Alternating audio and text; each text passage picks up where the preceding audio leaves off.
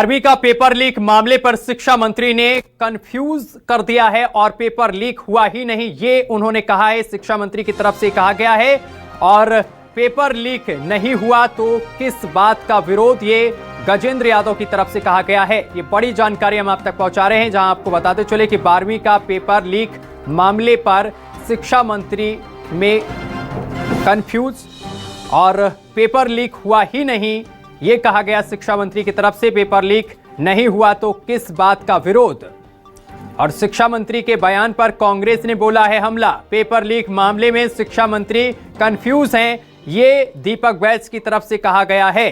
Police ने FIR की और शिक्षा मंत्री पेपर लीक से इनकार कर रहे हैं। ये तमाम बातें दीपक बैज की तरफ से कही गई हैं।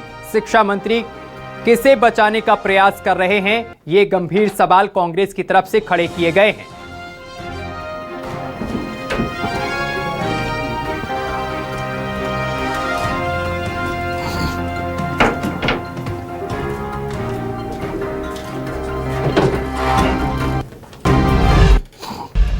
पेपर लीक हुआ है, ये ऑथेंटिक अभी तक ऐसा कोई साक्ष्य हमको नहीं मिला।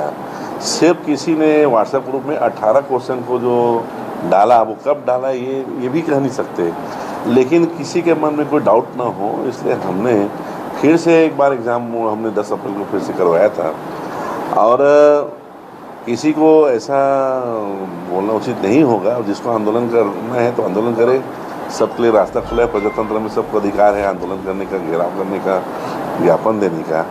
लेकिन जो अभी जो हम परिणाम घोषित कर रहे हैं पूरी ईमानदारी के साथ, पारदर्शिता के साथ, और कहीं भी उसे प्रश्न नहीं है। देखिए, सरकार खुद कंफ्यूज है। एक तरफ पेपर लीक होता है, सरकार उस पेपर को पूरी तरह से रद्द कर देते हैं, दोबारा पेपर परीक्षा आयोजन करती है, एफआईआर भी होता है, और शिक्षा मंत्री कहते हैं कि पेपर लीक हुआ ही नहीं। तो ये दो तरह की बातें क्यों? क्योंकि अभी तक जितनी बड़ी बड़ी घटनाएं हुई है उन घटनाओं में कहीं ना कहीं उनके पार्टी के नेता शामिल हैं। शिक्षा मंत्री बताए किसको बचाने के लिए इस तरह की बयान दे रहे हो, किसको बचाना चाहते हो? पेपर लीक हुई है, पूरा प्रदेश को पता है, लेकिन इस तरह की बयान से सीधा सीधा है कि अपराधियों का मनोबल बढ़ेगा और सरकार कहीं ना कहीं किसी न किसी को बचाना चाह रही है, जो शिक्षा मंत्री का बयान से स्पष्ट है। तो बड़ी जानकारी हम आप तक पहुंचा रहे हैं। 12वीं का पेपर लीक मामले पर शिक्षा मंत्री का जो बयान आया है उस पर अब सवाल खड़े कर रही है कांग्रेस।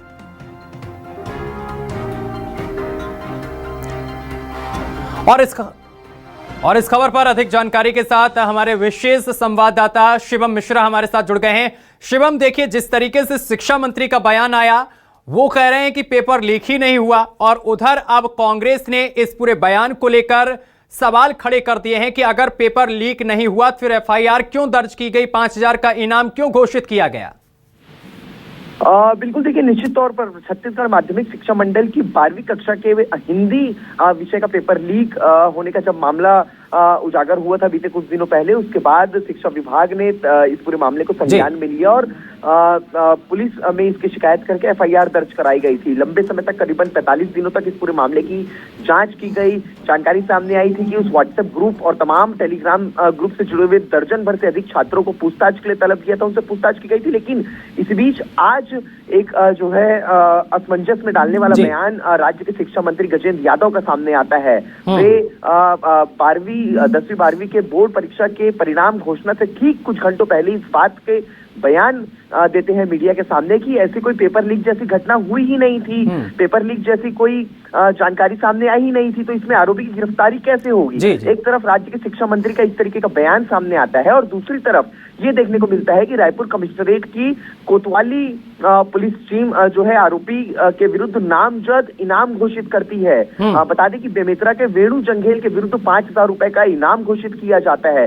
यानी कि कहीं ना कहीं शिक्षा विभाग और पुलिस विभाग की तरफ तरफ बीच में सामंजस्य नहीं है, असमंजस की स्थिति बनी हुई है। और यही असमंजस की वजह से आम जनता, आम पब्लिक जो इन जिम्मेदार लोगों को सुन रही है, इन जिम्मेदार लोगों के आदेशों को देख रही है, वो कहीं ना कहीं कंफ्यूजन की स्थिति में पड़ती हुई नजर आ रही है। और अब इस बयान के बाद जो है प्रदेश में सियासत भी गरमाती हुई नजर आई है। सत्यम, राज्य के कांग्रेस पार्टी के प्रदेश अध्यक्ष दीपक बैज इस बात को कह रहे हैं कि आखिरकार दोनों विभागों के बीच चल क्या रहे। एक तरफ राज्य के शिक्षा मंत्री कहते हैं कि पेपर लीक जैसी कोई घटना हुई नहीं प्रदेश में, इसलिए गिरफ्तारी किसकी की जाएगी, इसमें जांच किस लिए की जा रही है। और दूसरी तरफ ये देखने को मिलता है कि रायपुर सेंट्रल जोन कमिश्नरेट की पुलिस 5,000 रुपए के इनाम की घोषणा करती है और बाकायदा आदेश जारी किया जाता है मीडिया में। तो देखिए, इसको लेकर के अब राजनीति भी गर्मा रही है।